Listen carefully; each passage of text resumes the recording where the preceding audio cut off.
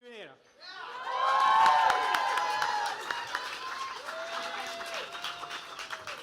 Hello, everybody. So I am the coach of the Robo-Lancers at Central High School. It's a first robotics team. Yeah, Central High School. And so what I want to talk about today is robotics education. So we've spent the last 2 days in Philadelphia doing professional development, learning the Danielson model of, it's a framework for evaluating teacher effectiveness. And there are many different frameworks for teacher effectiveness. You can look at Alfie Kohn or Grant Wiggins or Paulo Freire or Socrates.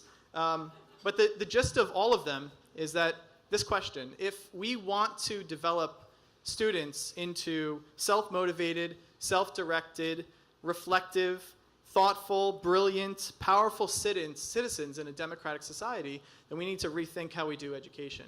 So I think robotics is an excellent framework for that. We create a situation which is student-centered instead of teacher-centered, where students are creating knowledge instead of receiving knowledge. We create a situation that's empowering, where students are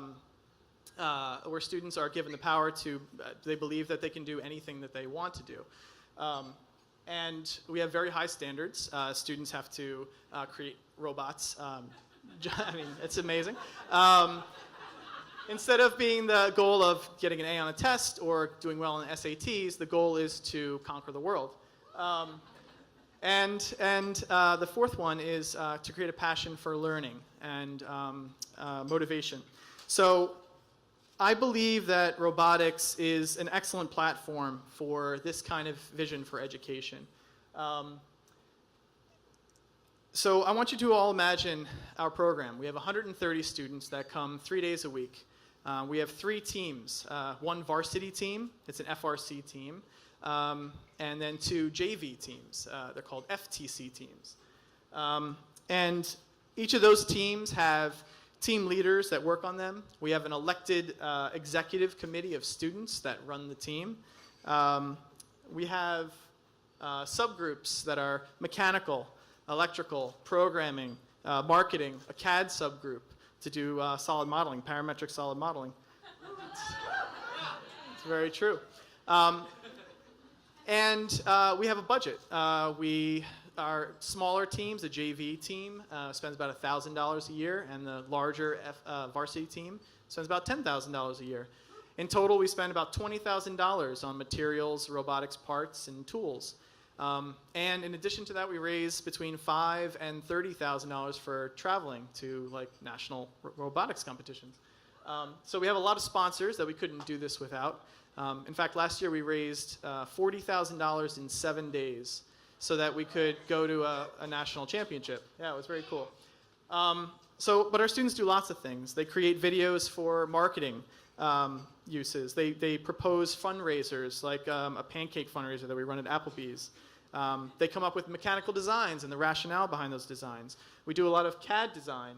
We use PTC Creo for our solid modeling, Parametric Technology Corporation. Just to link it to Chris's presentation.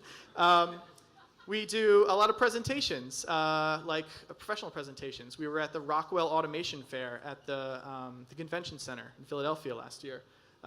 We mentor other teams around the city. We teach classes on mechanical, electrical, programming.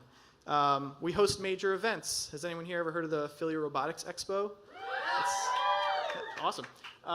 It's part of Philly Tech Week. It's been held at Drexel for the last 3 years. This year it's going to be at the University of Pennsylvania in the Sing Nanotechnology Center. Brand new. We're going to break it in, smash some robots in there. And of course, we build robots. That's what we do. In fact, we build 3 robots a year to compete in 2 different competitions. Every year it's a different task. And those robots, they shoot basketballs, they kick soccer balls, they pick up blocks and put them in other places. That's what robots do oftentimes.